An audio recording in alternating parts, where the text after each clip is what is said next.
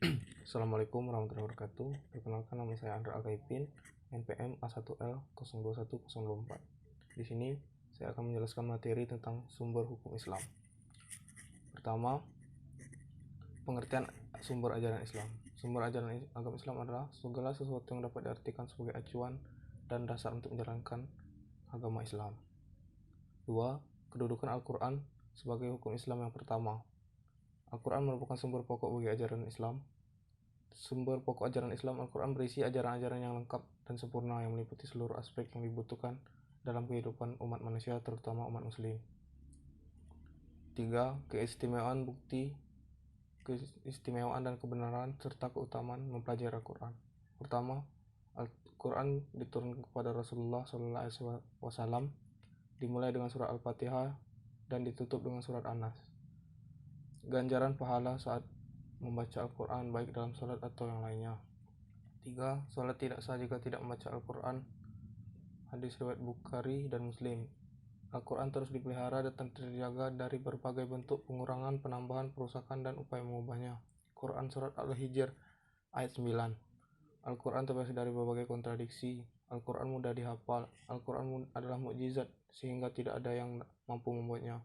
Quran surat Yunus ayat 38. Kedamaian dan kasih sayang dilimpahkan kepada muslim yang membaca Al-Quran. Hadis riwayat Muslim. Al-Quran diperuntukkan bagi orang yang hidup, bukan orang yang sudah meninggal.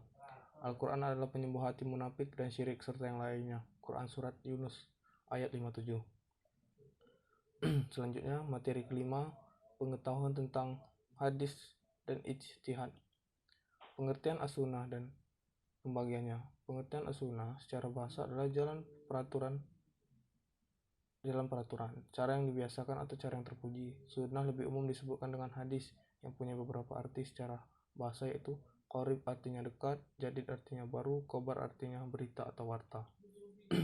Fungsi as-sunnah terhadap Al-Quran. 1. Memperkuat hukum Al-Quran dalam Al-Quran, menjelaskan atau merinci isi Al-Quran, dan terakhir menetapkan hukum baru yang tidak dimuat dalam Al-Quran. Pengertian ijtihad.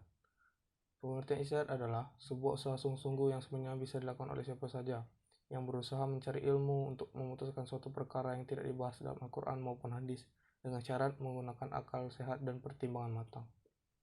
Fungsi dan kedudukan ijtihad adalah fungsi ijtihad. 1. Fungsi ijtihad al-ruj, mengembalikan ajaran-ajaran Islam kepada Al-Quran dan Sunnah dari segala interpretasi yang kurang relevan. 2. Fungsi ijtihad al-ihya, menghidupkan kembali bagian-bagian dari ilmu dan Islam, semangat agar mampu menjawab tantangan zaman. 3. Fungsi ijtihad al-inabah, memenuhi ajaran Islam yang telah diijtihad oleh ulama terdahulu dan dimungkinkan adanya kesalahan menurut konteks dan kondisi yang dihadapi. Fungsi dan kedudukan ijtihad. Kedudukan ijtihad dalam sumber hukum Islam adalah sebagai penentu hukum setelah Al-Quran dan hadis. Apabila Al-Quran dan hadis tidak ditemukan secara jelas dan rinci mengenai hukum yang dimaksud, ijtihad adalah hasil pemikiran para ulama ahli fikih. Mungkin itu saja yang bisa saya sampaikan tentang materi LPS 4 dan 5. Apabila ada salah, saya mohon maaf. Sekian. Wabillahi taufiq wal hidayah. Wassalamualaikum warahmatullahi wabarakatuh.